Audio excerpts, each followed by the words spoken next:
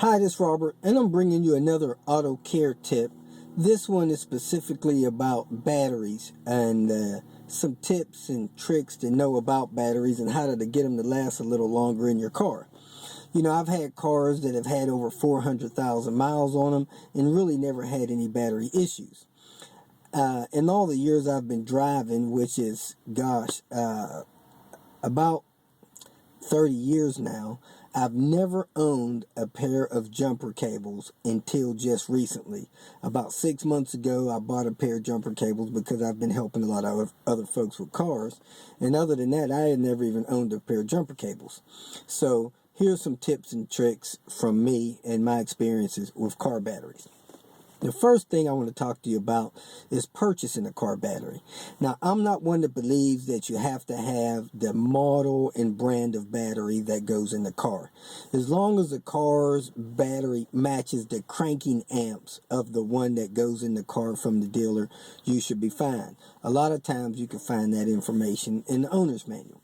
So you get a battery with the proper cranking amps. Most places will tell you which one that is if you use their battery selector and select the battery for your car. One tip I want to give you on buying a new battery is make sure that the tag on the battery is a current tag. Most car batteries, I normally get mine from Walmart because of their no fuss warranty, has a little round sticker on it about the size of a nickel. That sticker will have the month, a slash, and the year of the date the battery was supposedly sold from the store. You don't want to get a battery that has a 6-month-old sticker already on it, because if you don't have a receipt, 6 months of your warranty will already be considered off of the battery. So get one with the most current sticker on it. Another tip that I want to give you, what I normally do is, I don't purchase anything else on that battery receipt. I want that battery rung up separately. I take the receipt, I put it in a Ziploc sandwich bag, and I tape that Ziploc sandwich bag with the receipt in it to the side of the battery so that I never have to hunt down and look for that receipt. But in some cases, if you don't have the receipt, you at least have the sticker on the battery. Now, in the cases of Walmart batteries, I've helped people in the past, and when I'm trying to help them, the battery has the manufacturer tag on the side that says 2-year replacement, 60-month warranty, 3-year replacement, 72-month warranty. I normally try to get the better of the warranty, which is normally 3-year free replacement. That means if that battery dies on me within 3 years, I can take that battery back to the store I purchased it from, and they will give me a new battery if that one is indeed bad. Now, I like to take the battery back to one of their facilities or stores that does not have a staffed battery tester. If they don't have someone that can test a battery, and you say the battery's dead, normally they'll just hand you a new one and you walk out the store. If it has a 3-year replacement and it's within 3 years, don't let them prorate anything off on you and ask you for money. Say, look, it says 3-year replacement. I don't have any money for any prorations.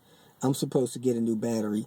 And if it's a facility like Walmart that stands behind their warranties, they'll just go ahead, run your ID, document the exchange, and exchange you a new battery for the one that you brought back in. So that's a tip. Make sure that the sticker is current. Make sure you keep your receipt easy to access for the battery.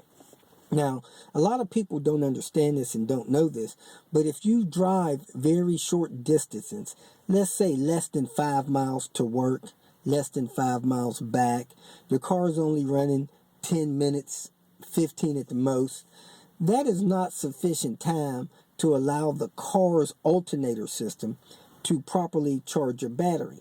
Now, your car primarily runs off of the battery and the alternator charges it. So you want to take trips at least once a week in excess of 30 minutes, preferably at least an hour. So you want to drive around for an hour a week uninterrupted driving to allow that battery to be charged up properly.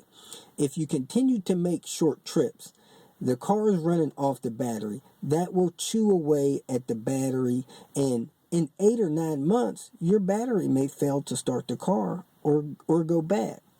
A year and a half, you may have a battery that's dead and or damaged. So, to keep your battery healthy, you want to drive that car at least 1 hour during the week uninterrupted. Another thing about batteries is that if you leave the battery plugged into the car, connected on the battery terminals, and you do not drive that car for an extended period of time, let's say 3 to 4 weeks or longer, that battery will probably be drained down by the car. Every car has a computer system in it nowadays, the clock in it, and other things that have to be operated by the battery in the car. So you don't want that battery sitting in that car without the car running very long. I run into people all the time. They'll get a flat tire, the car will break down, something will be wrong with it, and they leave that battery in the car. And over time, the battery will drain down in the car because the car is pulling current. After the car pulls the battery down to zero, at that point, it continues to try to draw from the battery, and what it actually ends up doing is damaging the cells in the battery. I don't know, a battery may have 6 cells or 9 cells or however many cells it has, but if you get a battery and it has 9 cells in it, and 3 of them were damaged because the car sat for so long of a time, even trying to jump that battery or charging it may not get you the results you need, and you'll need to replace that battery. So, another tip, if you have a car that you're not going to drive for a while, open the hood, look very closely at the battery, look at the battery terminals. One will have a plus on it, the other one will have a minus on it. Get you probably a 10 millimeter socket or wrench, loosen that nut just a little bit to get that loose. Take the negative cable off, not the positive. Leave the positive connected.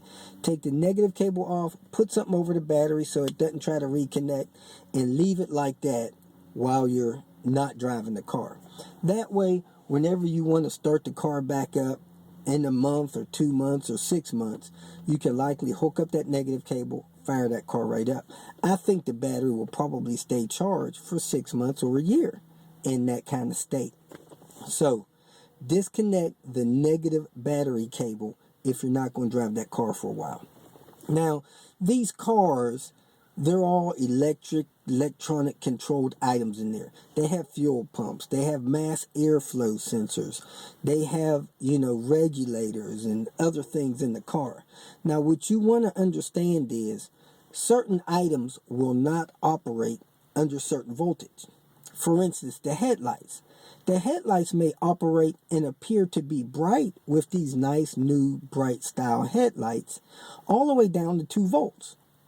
But however, your starter will not engage and try to start the car unless the battery has at least 6 or 8 volts. And your fuel pump may not work unless you have 10 volts. So you got to be aware that you can have different things in the car work even though the battery is not strong enough to start and run the car. If you put the key in ignition, turn the key, and it just clicks, one click, click, you probably have a dead battery. Your headlights may still work, but the battery's not strong enough to start the starter. So keep that in mind, all because you have some battery juice. It may not be enough to start and run the car. So if you got any questions, go ahead and leave them here. Thanks for watching the video.